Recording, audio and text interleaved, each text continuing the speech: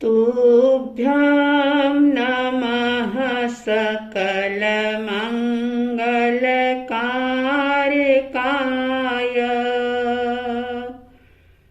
तुभ्यं नमः सकलनिवृत्तिदायकाय।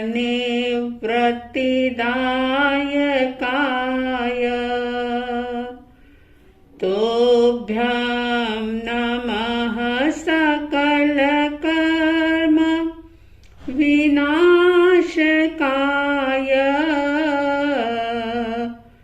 तुभ्यं नमः सकलतत्त्व निरूपकाय। तुभ्यं नमः सकलतत्त्व निरूपकाय।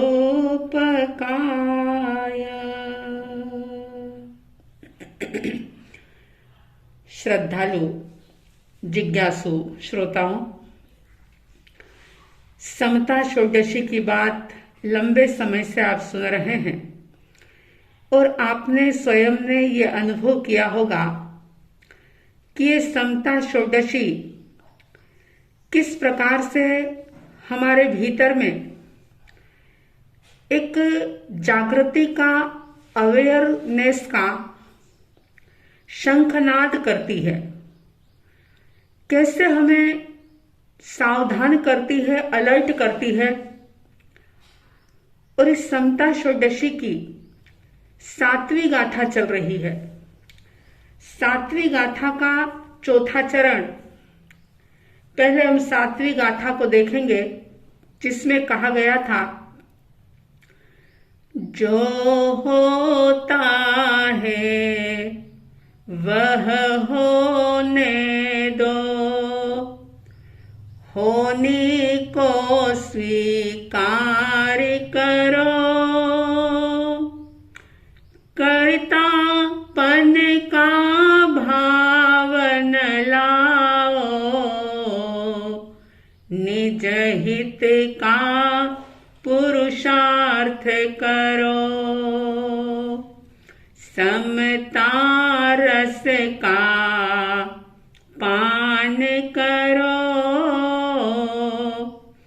अनुभव रस का पान करो, शांत रहो, शांत रहो, सहज सदा ही शांत रहो, शांत रहो, शांत रहो, सहज सदा ही शांत रहो। ज्ञानी जन कह रहे हैं कि जीवन में ज्ञाता दृष्टा भाव को साध लो, साक्षी भाव में जीना सीख जाओ, तो फिर कोई भी प्रसंग आपको सुखी या दुखी नहीं कर पाएगा। जो होता है वो होने दो, होने को स्वीकार करो और कर्तापन का भाव न लाओ, अहंकार को छोड़ो।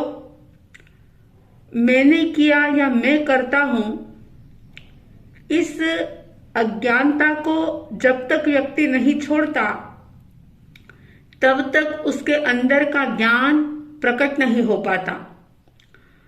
और लास्ट चरण में कह दिया, निज हित का पुरुषार्थ करो। अगर कुछ करना है तो सिर्फ और सिर्फ निज के हित का यानी स्वयं के आत्महित का पुरुषार्थ करो, प्रयास करो, कोशिश करो। जरा शांति के साथ विचार करें, चिंतन करें, सोचें कि आज तक इतने सारे जन्म मरण किए,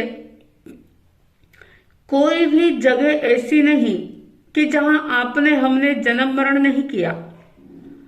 लेकिन इतने जन्म मरण करने के बावजूद भी अब तक अपने लक्ष्य को क्यों प्राप्त नहीं किया?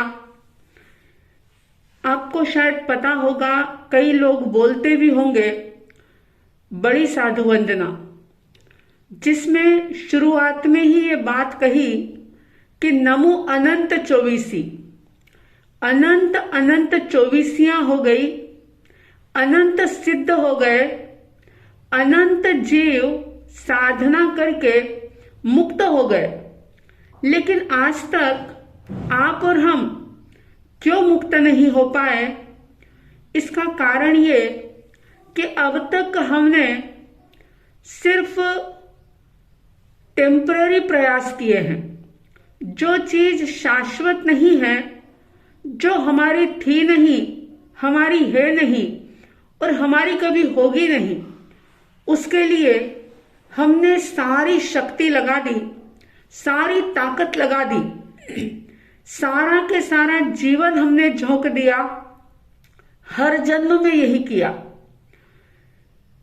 परम विदुषी पूज्य श्री ललित प्रभा जी महाराज, जिन्होंने अपने जीवन में बहुत सारी रचनाएं की है, और उन्हीं की एक रचना जो बड़ी ही अच्छी है, बहुत सुंदर है, स्वयं को ही संबोधन है। उसमें कहा गया, ओ मानस पंछी चल चिंतन मधुबन में, चल चिंतन मधुबन में, ओ मानस पंछी चल चिंतन मधुबन में, चल चिंतन मधुबन में। खुद को ही प्रेरणा देते हुए ये कहा जा रहा है कि हे मन, हे मानस पंछी, चिंतन के मधुबन में चल, चिंतन रूपी बगीचे में चल। क्योंकि जन्म जन्म बीत गए चिंता के अंदर। कैसी चिंता? देखिए, जहां जहां भी जन्म लिया, खाने की, कमाने की, भोगों की चिंता, जो वस्तु प्राप्त नहीं हुई उसको प्राप्त करने की चिंता, जो मिल गया उसको संभालने की, उसका रक्षण करने की चिंता, और जो छूट गया उसको याद करके उसकी चिंता। चाहे नरक गति हो, चाहे देवगति हो, मनुष्य गति हो या तिर्यंच गति हो, हर जगह जीव ने सिर्फ चिंता ही चिंता की। और उस चिंता के अंदर इसने अनेक जन्म बिता दिए, लेकिन निज के हित का कभी याद ही नहीं आया, ख्याल ही नहीं आया कि मुझे निज का हित साधना है, अपना भला करना है। और ये बात अच्छे से याद रखना कि जो खुद का भला नहीं कर सकता, वो व्यक्ति कभी भी दूसरे का भला नहीं कर सकता। अगर खुद डूब रहा है तो वो दूसरे को बचा नहीं सकता, खुद अपना हित साध नहीं सकता तो वो दूसरों के हित की बात भी नहीं कर सकता। तो ज्ञानीजन कह रहे हैं कि इस जीवन के अंदर निज हित का पुरुषार्थ करो। जैसे जैसे खुद के आत्मा की तरफ, खुद की तरफ, अपने अस्तित्व की तरफ जब ध्यान जाएगा और ये कर्मों के आवरण जो अनादिकाल से लगे हुए हैं उनको हटाने का जब प्रबल पुरुषार्थ होगा, संवर और निर्जरा के मार्ग पर जब चलने का प्रयास किया जाएगा, तो ही समझना कि निज के हित का पुरुषार्थ हमने प्रारंभ किया है। और जब तक निज के हित को नहीं साधा, यानी आत्महित नहीं साधा, तब तक सब कुछ बेकार है, सारा जीवन बेकार है। आप सोचो कि ऐसे अनुकूल साधन पहले भी कभी मिले होंगे, लेकिन बस आलस और प्रमाद में, अज्ञानता में सारा समय बिता दिया, भोगों में समय बीत गया, खाने पीने में, घूमने फिरने में, मौज मजे करने में, पांचों इंद्रियों के भोगों को भोगने में सारा ही समय गंवा दिया। लेकिन इस जीवन में विचार करें कि अनंत अनंत सिद्ध हो गए, लेकिन मेरा नंबर क्यों नहीं लगा। ज्ञानी जन कहते हैं कि स्वरूप से तुम अनजान बने हुए हो, पर रूप को तो बहुत जाना, लेकिन स्व के रूप को ही नहीं जाना।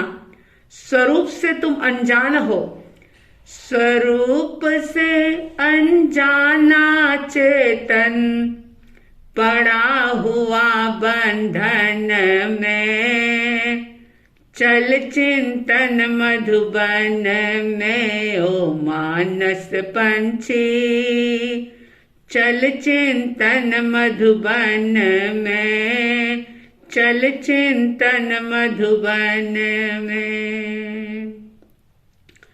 5 मिनट के लिए ही सही जरूर विचार करें कि मैंने अपनी उम्र के इतने बसंत बिता दिए, किसी के 30, किसी के 40, किसी के 50, किसी के 60, किसी के 70 साल बीत गए, लेकिन इन बीते हुए दिनों में, इन बीते हुए वर्षों में मैंने आत्महित को साधने का कितना प्रयास किया।